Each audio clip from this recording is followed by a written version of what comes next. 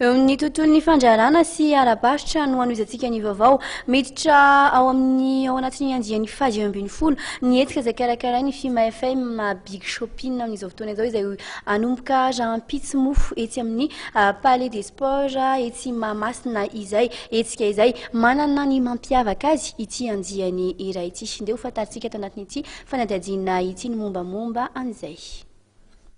Isokatra rahampitso eto amin'ny lapan fanatanjahantena sy ny kolontsaina etsy Mahamasina ilay hetsika Big Shopping, hetsika isa 3 volana karakarain'ny orinasa Fima FM ary ho tanterahana etsy amin'ny lapan fanatanjahantena sy ny kolontsaina etsy Mahamasina. Manomboka rahampitso 4 Desambra hatramin'ny 4 Desambra izao.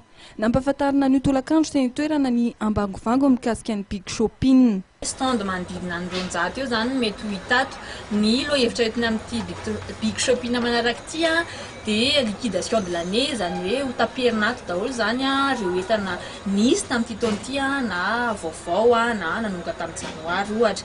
Dia ao ihany koa ny vente à la commande na tablette sy ordinateur portable original dia afaka mividy direct ihany koa moa ianao fa stock limité fotsiny. Dia spécial Noël ihany koa izy io sady spécial fin d'année zany hoe hitadi daholo ny karazana entana mahakasika ny krismasy rehetra. Ho voasolo tena mandritra ity hetsika natokana ho an'ny varoboba ity avokoa ny sehatra toe-karena na maro samihafa, isan'izany ny akanjo, ny fanaka. Ampiavaka ny hetsika kosa ny fifaninanana eo amin'ireo mpandray anjara ka izay mendrika indrindra ny fampidinana vidin'entana no azo mari-pakasitrahana.